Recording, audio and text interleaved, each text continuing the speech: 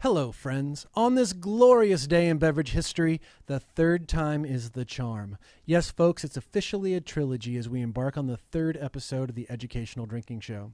I feel a little bit like a time traveler today as I'm recording this in advance because I'll be in Peru when it airs, which I highly recommend. Peru, that is, not time travel. Well, I totally recommend time travel if you have the means, or you can just drink Pisco neat, as it seems to have a similar effect as time travel. But until then, I'll need to rely on technology for my time traveling fix and tell you all about my adventures when I return, which I can assure you there will be many. Let's do this.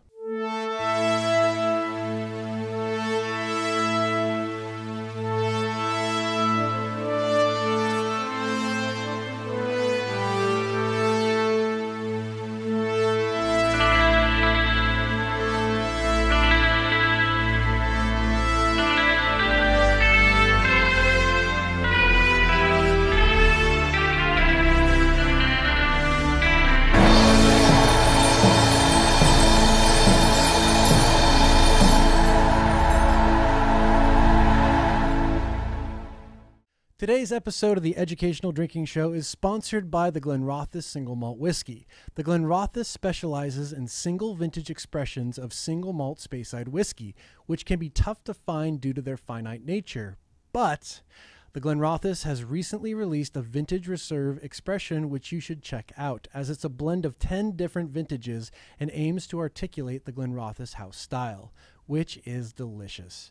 Good stuff. My guest today is Bruce Joseph, and he's kind of a big deal. It's been well documented that there has been a spirits and cocktail revolution over the last 2 decades, and Mr. Joseph has been there every step of the way. From bringing back pot-distilled rye whiskey production to the United States in 1993 to introducing the original American craft gin, Junipero, in 1996, his contributions have made a dent in the modern spirits and cocktail experience. So, ladies and gentlemen, I'm pleased to share with you my conversation with the esteemed head distiller of Anchor Distillery, Bruce Joseph. We're going to get into it, but first, the biggest news of all today, we got mugs. We have mugs, and they're branded, and they're full of delicious new make spirit and or distilled water. Actually, it's just distilled water. Oh my God, that's so good. That is so good. And now the show's complete. Between the mugs and you, yeah, we have a quorum. There's an anchor on that mug. I know, it's an anchor with a microphone. And if I had glasses, I could read what was on the side of it. But yeah, it's the Educational Drinking Show with yours truly. Oh, so good. Making magic happen all around. So, you know, we did an interview before. We talked a lot of production stuff. Today I want to talk about you. I want to see what's going on here. I want to get the real story. We are going to get deep. When did you start at Anchor? 1980. 1980. Yes. So how many years is that? 35? Yeah, a little over 35. Yeah. Wow. What did you start doing in 1980? How did you end up here in 1980? Well, I had a friend who was a home brewer, and he moved to San Francisco, and he was familiar with Anchor, and he said, I'm going to go down there and try to get a job.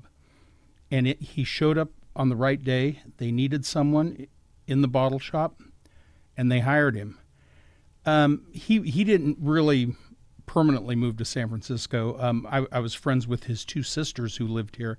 He was just kind of passing through. So after about 6 months of working here, he was ready to move on again. And he said that they're looking for a replacement for me. And I thought, why not? And we'd gotten used to a little bit of free beer over those 6 months, so someone had to do it. I had been out of school for a while, and I had a job.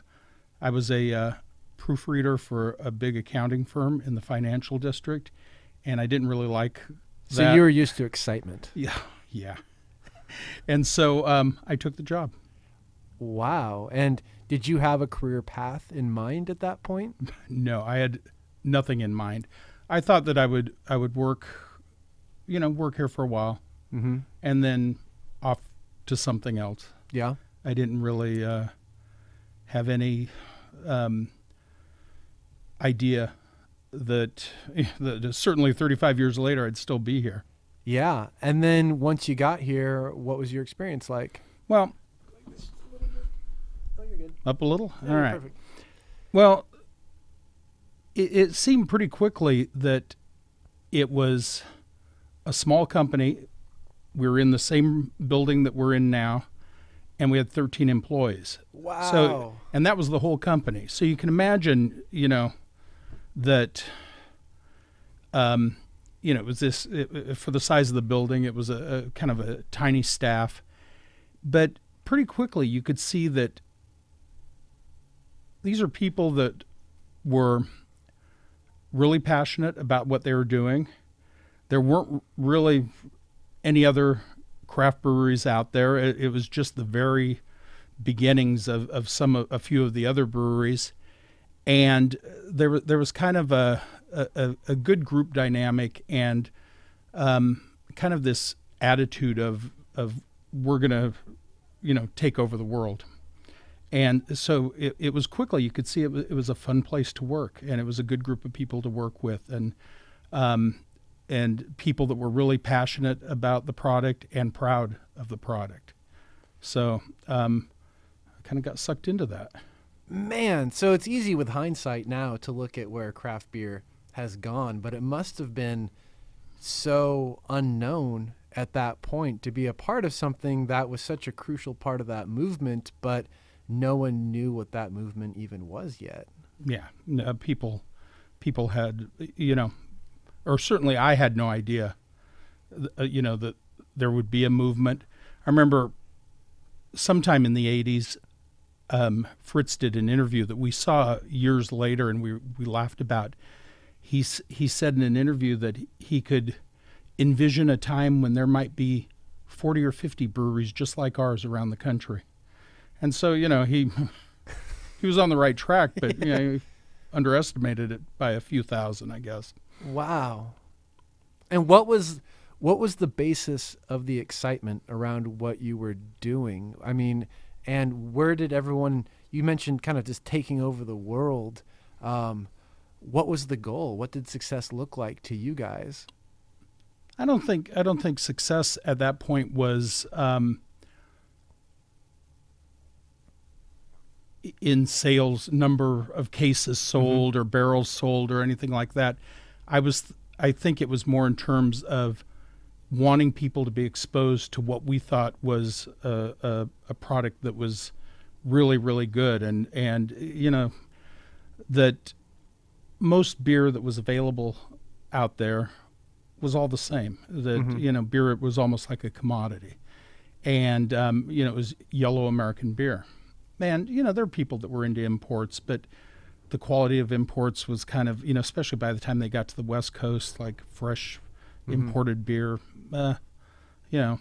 So I think success was getting people to recognize that this is a great product or products, and that there's more to beer than what was readily available to them. And did that feel like an attainable goal? Was that a pipe dream? Was that wishful thinking? I mean, what was your guys' experience sharing what you were doing with the market? Again, it's like, I mean, Fritz and Mark Carpenter probably had more experience and a more thought out idea of what was possible and what was attainable. For us, in our early 20s, we thought, if we talk to people or if they try it, they'll like it. They'll be impressed with what we do here. And I have to think that you settled in nicely, because here you are a couple decades later, still carrying the torch. I mean, what was that first decade like for you working at Anchor? Well, it was really it was really a great opportunity because of the size, our production and our sales.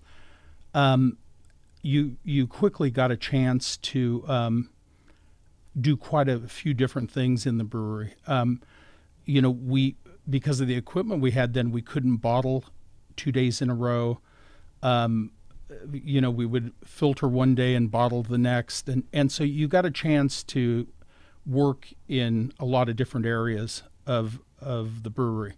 And so once you kind of made it past your trial period, you got a lot of opportunities and got the chance to kind of learn a lot of things quickly. So it was a great time to be doing it.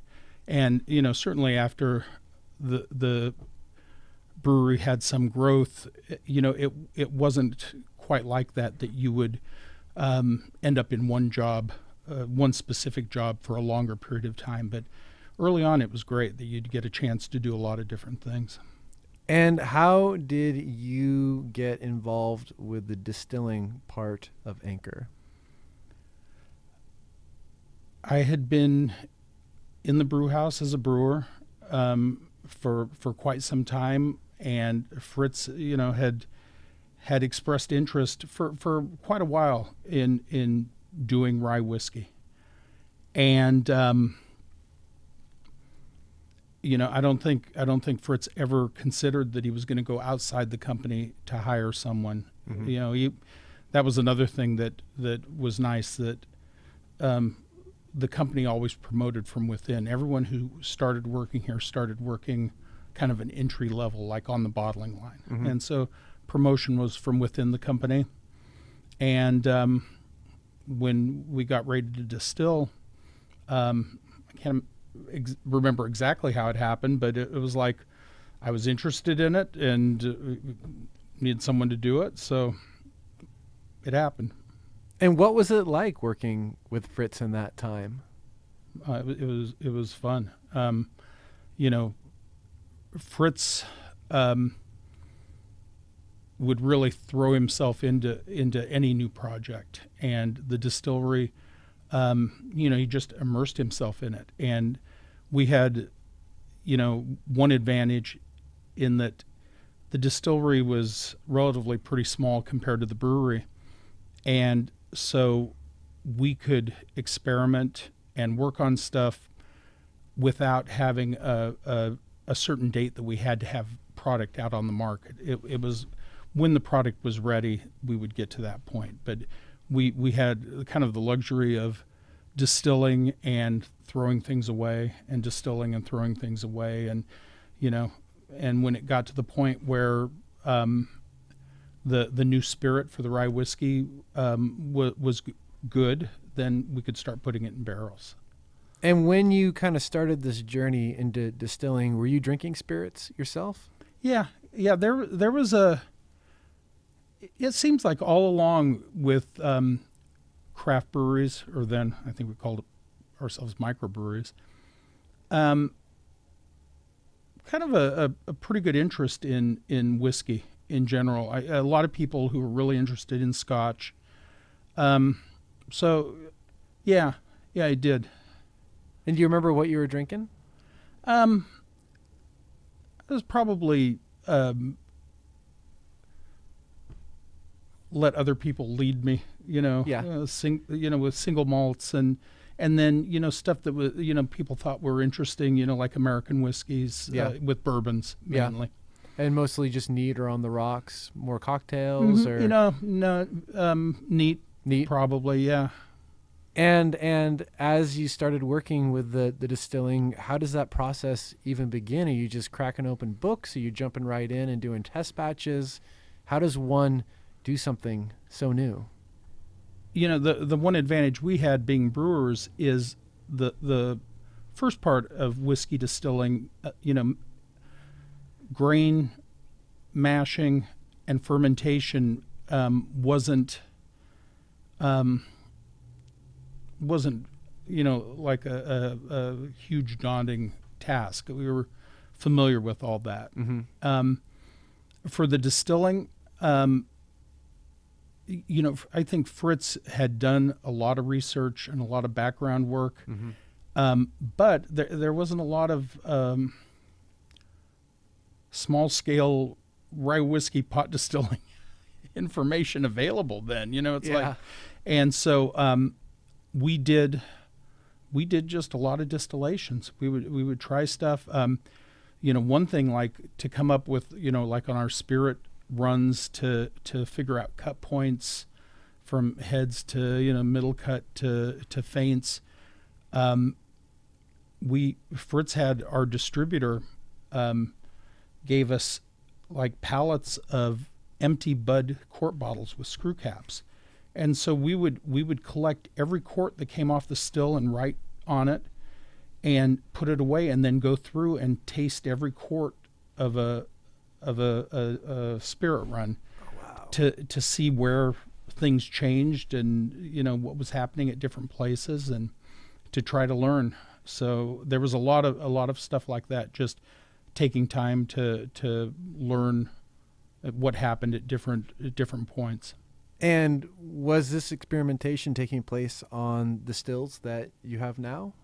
Well, we just had one to start with. Okay. So we would do like a bunch of wash distillations and go into a holding tank and then clean the still out real well and then switch over to spirit runs. So we just had the one still at the time and added the other stills later. And was the process of securing that still, was that difficult to do? Getting the first still, like picking it in terms of the design, the size? I think the size and our still is the pot itself, the steam jacketed part, is from a German still manufacturer. Mm-hmm. The head, the top, the still top was made locally by someone who'd never made any brewing or distilling equipment.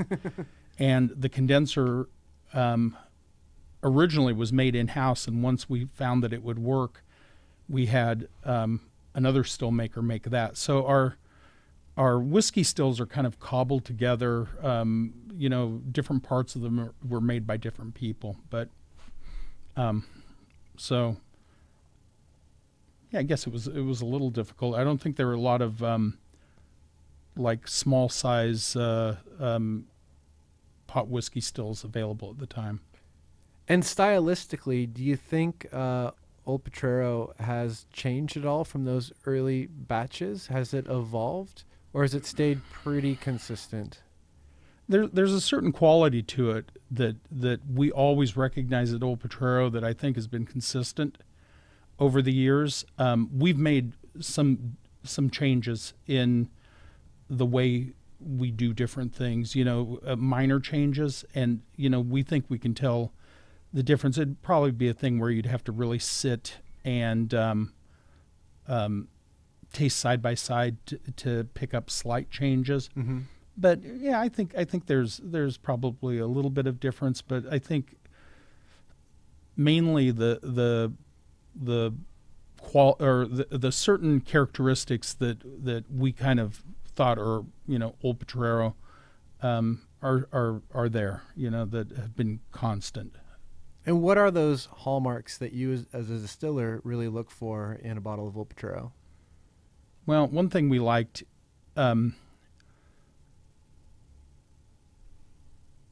not with flavor, but we always felt like Old Potrero had a certain mouthfeel, that it had a certain weight that we all liked.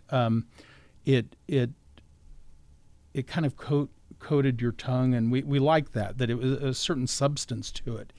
And then the other things were just the flavor that, we thought like malted rye gave it like a lot of spiciness and a lot of almost honeyish brown sugar, the sweetness that the rye is a big flavor, and we like that. I always kind of thought that if someone says what they like in whiskey is something that's really smooth and easy to drink, then maybe like 100% rye whiskey isn't the whiskey you're looking for. That it's more of a whiskey of big flavors and a lot going on in it. So it's a little different experience than if someone were to have like a blended whiskey that's very kind of light and easy drinking. And you'll hear people talk about, distillers in particular, how difficult rye is as a base ingredient to work with when making whiskey. Can you tell me about that? From a production standpoint, rye it's really viscous, and it's the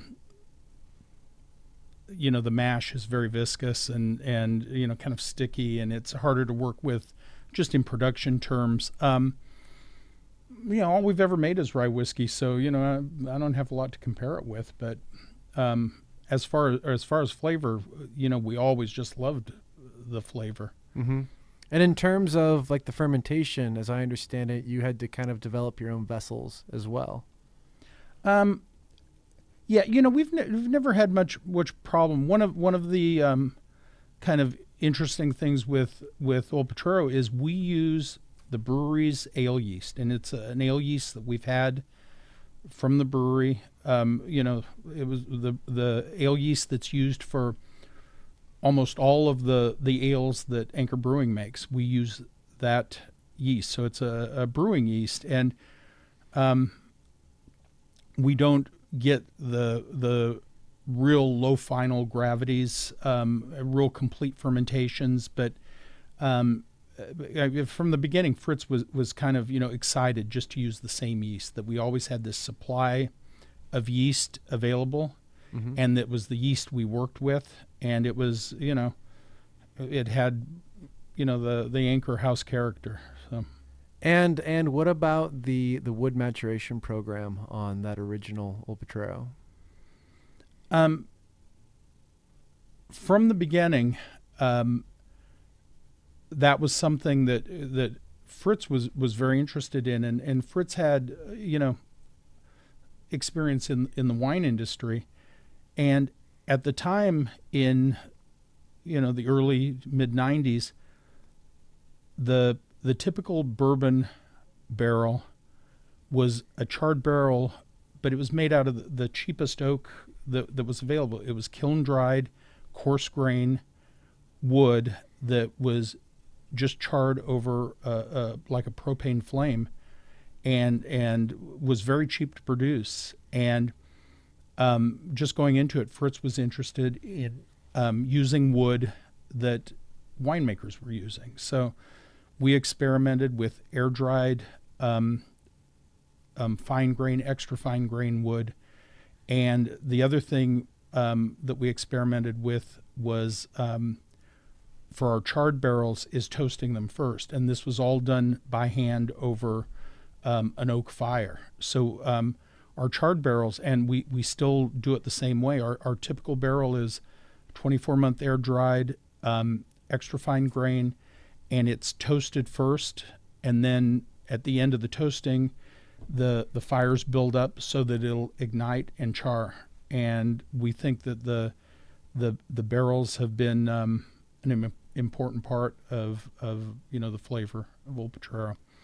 And we were lucky to find a cooperage early on that was willing to work with us, and they continue to do that now. So, given that level of attention paid to wood wasn't the status quo at the time, what was it like to be paying that level of attention and detail to something like wood when many of the other whiskey producers weren't? I mean, did it feel over the top or unnecessary, or did you see it paying dividends, or was it inspiring to you? What was that whole process like? Well, I think we came from, a background with the brewery where, it was just the way we did things. I mean, the brewery was using all whole hops, dry hopping, just, all of the stuff that was part of the brewery, and kind of that attention to detail and trying to find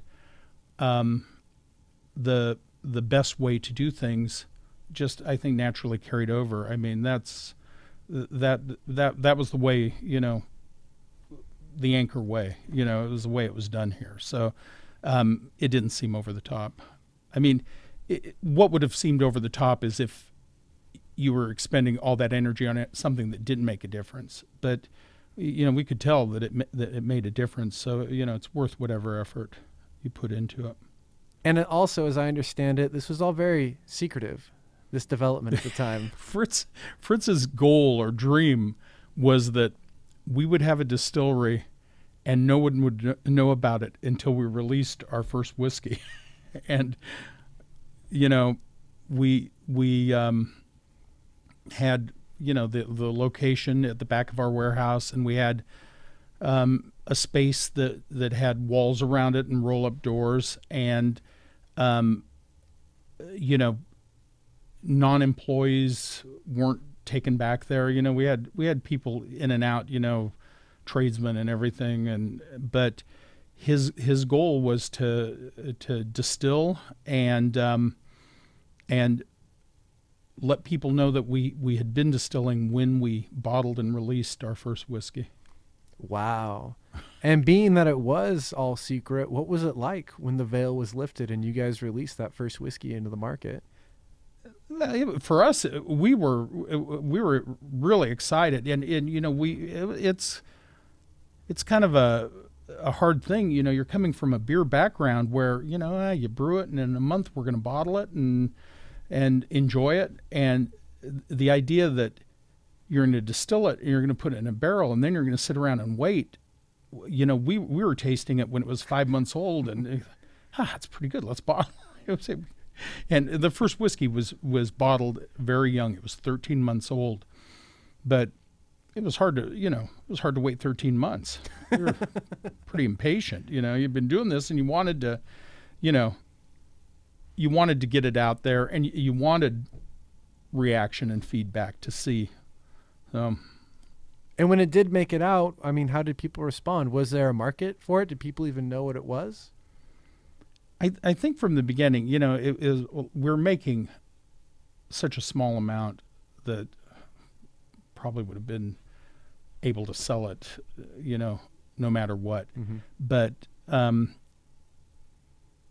you know, I think there was a huge thing of people not knowing what to make about it, or not knowing about it. But there are a lot of people who were interested in whiskey, who liked it, and were and you know, were interested in it. So, you know, it seemed to me the reaction was pretty good, and I think you could see right away the whole thing of you know, carefully trying to sell it because there was so little and not a lot coming behind it to take its place. So that was kind of an issue.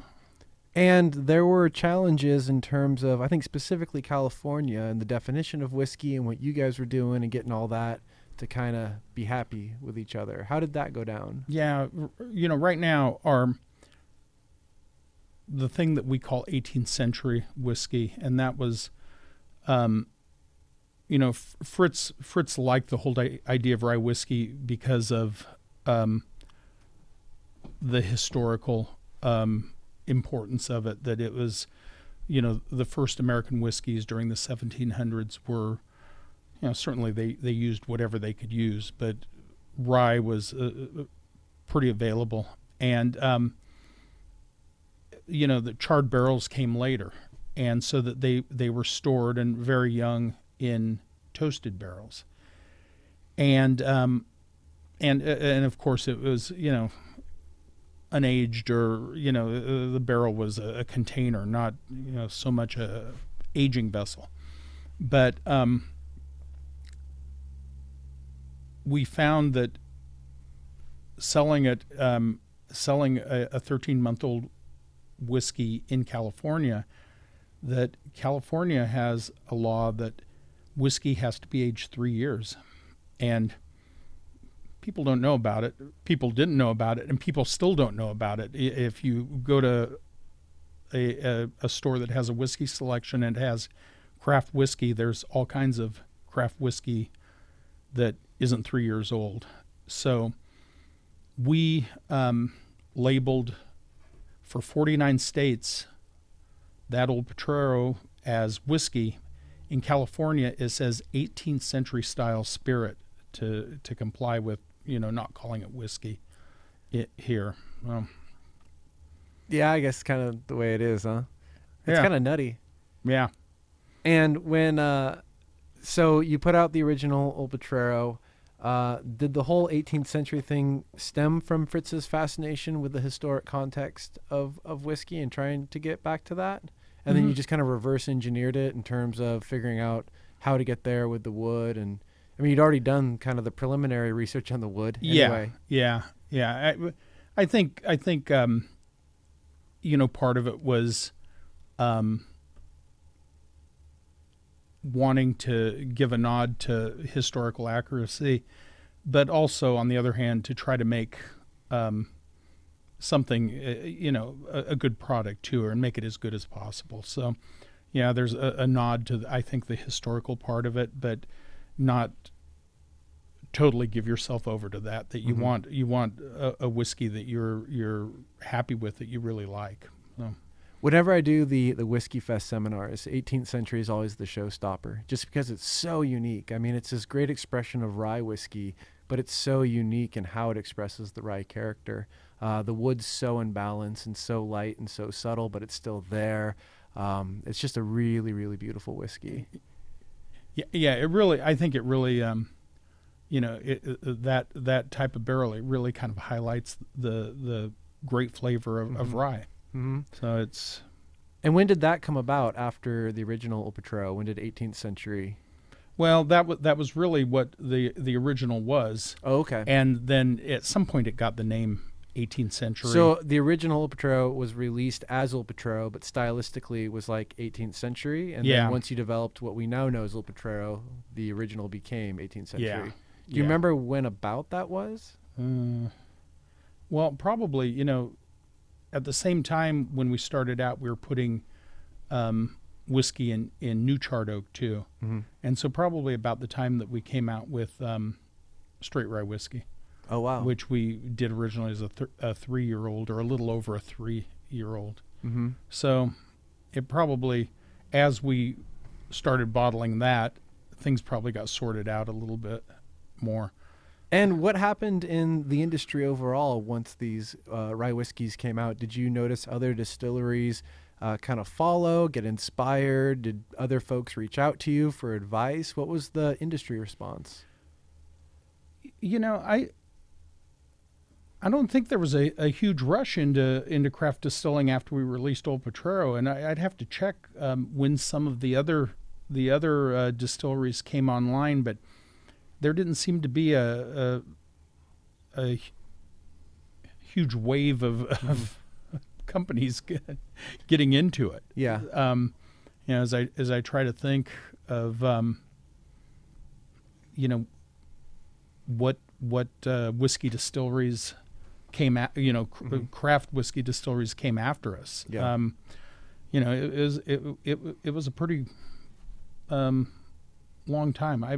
It's interesting that you bring it up, because I can't remember at this point. I have to look back and see when some of the other ones came around. And it doesn't seem like the 90s were particularly kind to the whiskey category in general as a mainstream trend, let alone craft whiskey. Yeah. But it was slow, but at some point there started to be that interest in rye again. And I'm happy to see it, now. And how did the whole hodlings expression come about? Well, that was just another thing of when we started, we didn't have any of our own used barrels, and we got a hold of a bunch of once used bourbon barrels and put whiskey in those. And that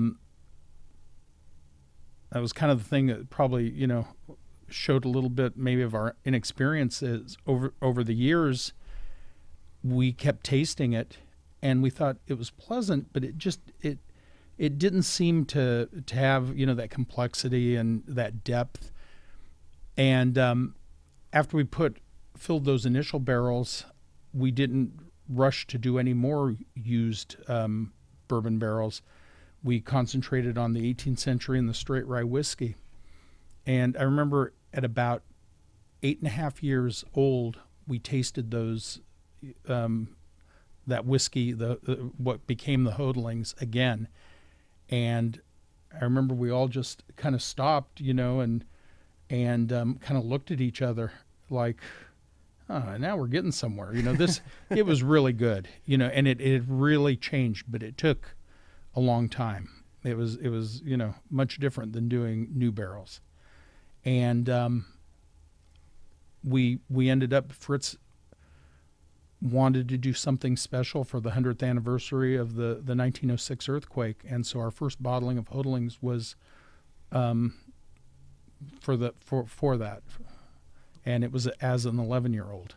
Wow. And so now we do it, but we don't have very much, a small supply again of that. And as soon as we could start doing our own used charred barrels, we started using those.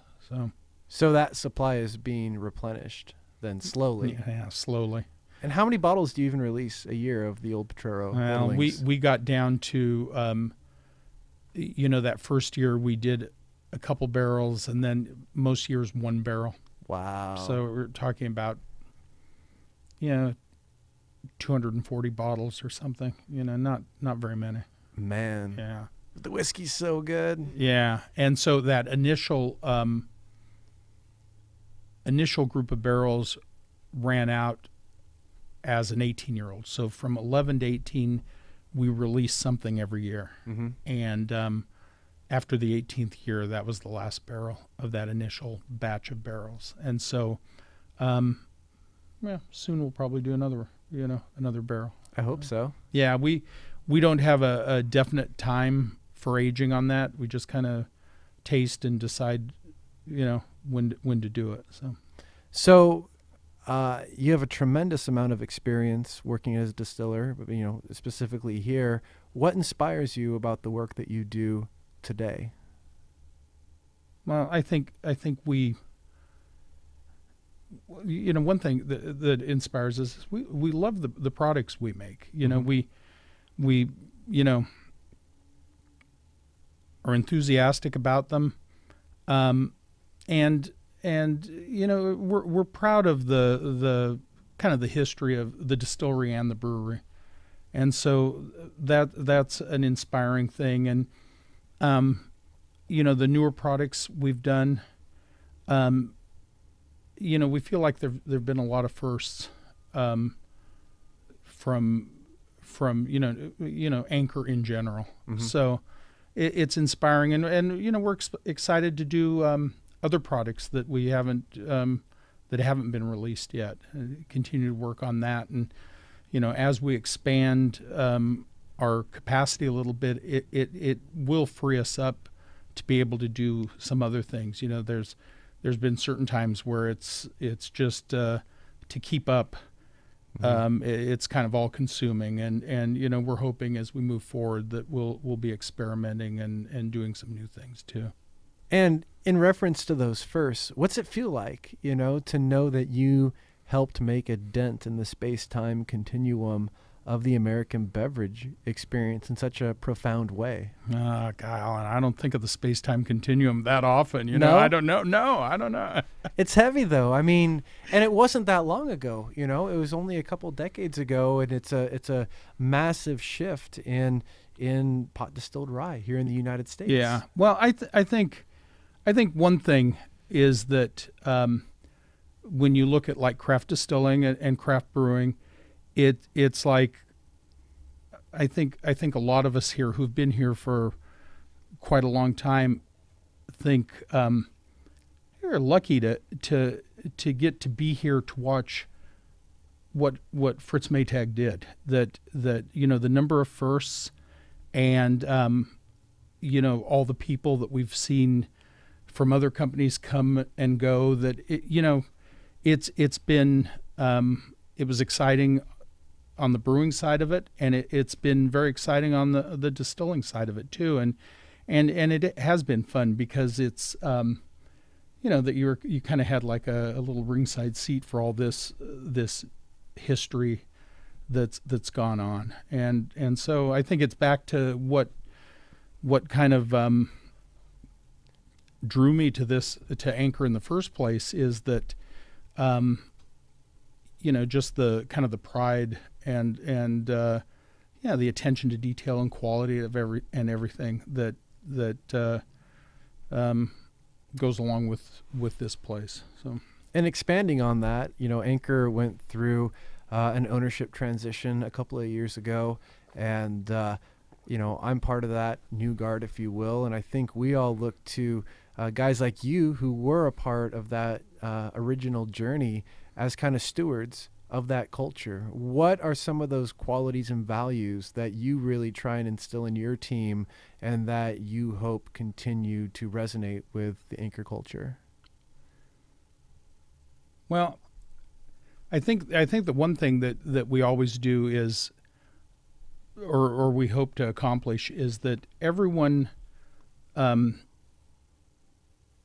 cares deeply about the product, that we don't want to try to take shortcuts, that we do things, and if there's something that comes up where we can improve on something, we look at it and we'll incorporate that if it truly does. But I think that we don't want to take shortcuts. We don't want to necessarily do things the easy way just to make things easier. That you want to make quality the most important thing. And I think that was